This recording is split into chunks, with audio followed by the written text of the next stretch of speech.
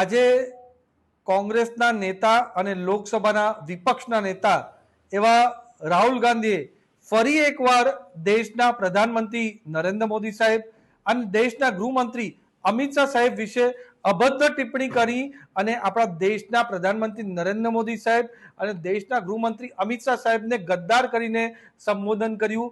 એ રાહુલ ગાંધીની છતી માનસિકતા બતાવે છે અને જે રીતના એમની કારમી હાર બંગાળ, આસામ અને પૂરા ભારત દેશમાં થઈ રહી છે એના કારણે નિષ્ફળતામાં આવીને પૂરું માનસિક સંતુલન ગુમાવીને આ રીતના બયાન આપણા દેશના પ્રધાનમંત્રી અને ગૃહમંત્રી અમિત શાહ સાહેબ વિશે પણ આપી રહ્યા છે અને મોદી સાહેબ વિશે પણ આપી રહ્યા છે। અને આ પહેલી વાર નથી। કોંગ્રેસ તો ઇતિહાસ જ એવો રહ્યો છે કે દેશના જ્યારે આપણા મોદી સાહેબ ગુજરાતના મુખ્યમંત્રી હતા ત્યારે એમને મોતના સોદાગર કહ્યા હતા।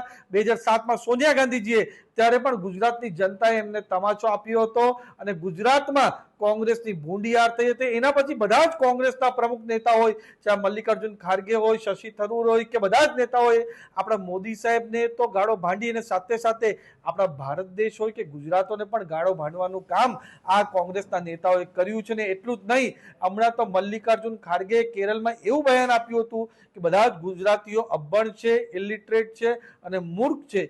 એ બતાવે છે કે આ કોંગ્રેસના નેતાઓ આપણા ગુજરાતની જનતા હોય, ભારતની જનતા હોય અને સાથે સાથે આપણા દેશના પ્રધાનમંત્રી મોદી સાહેબ હોય કે દેશના ગૃહમંત્રી અમિત શાહ સાહેબ હોય એનાથી કેટલી નફરત કરે છે।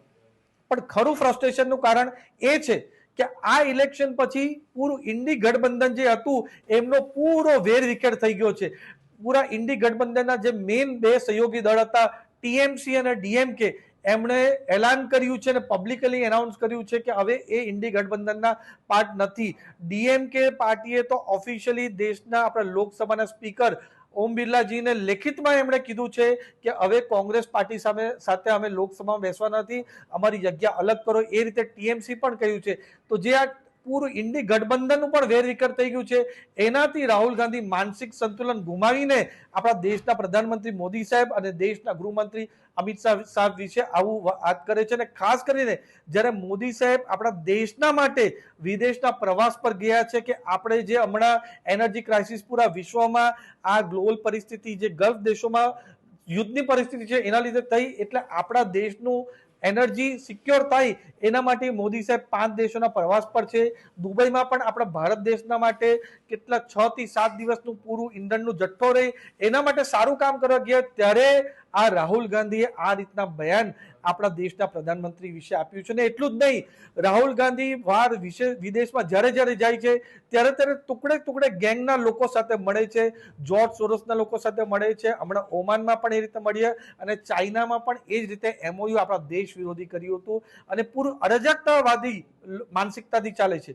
શું દેશમાં આપણા મોદી સાહેબે સેનાને ખુલ્લો હાથ આપ્યો અને પાકિસ્તાનના ભુક્કા બોલાવી કાઢ્યા એને ગદ્દારી રાહુલ ગાંધી કહેશે? શું આપણા દેશની અંદર નક્સલવાદનો ખાત્મો આપણી ભારત સરકારે કર્યું એને રાહુલ ગાંધી ગદ્દાર કહે છે?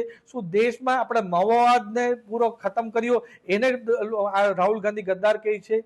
એ બતાવે છે કે આજે રાહુલ ગાંધી ઇન્ડિયન મુસ્લિમ લીગમાં પૂરું ઇસ્લામિક કટ્ટરપંથી વિચારધારામાં આવી ગયા છે અને જે રીતની બોલી પાકિસ્તાનના લોકો બોલે એ રીતની બોલી બોલે છે। પણ જે રીતે હમણાં ઇલેક્શનની અંદર દેશના લોકોએ જડતોબ જવાબ કોંગ્રેસને આપ્યો છે, રાહુલ ગાંધીને આપ્યો છે, આ રીતની જે ફ્રસ્ટ્રેશન રાહુલ ગાંધીની બોલીમાં અને વાણીમાં આવી રહ્યો છે એ જોતા ચોક્કસ લાગે છે કે આવનારા દિવસમાં ભારત દેશની જનતા એમને મુંહ તોડ જવાબ આપવાનો છે। અને આ રીતે અભદ્ર ટિપ્પણી આપણા દેશના પ્રધાનમંત્રી મોદી સાહેબ અને દેશના ગૃહમંત્રી અમિત શાહ સાહેબ અને સાથે સાથે 140 કરોડ જનતાને આ રીતનું ગદ્દાર કીધું છે એ આપણા દેશના લોકો સાંખી લેશે નહીં।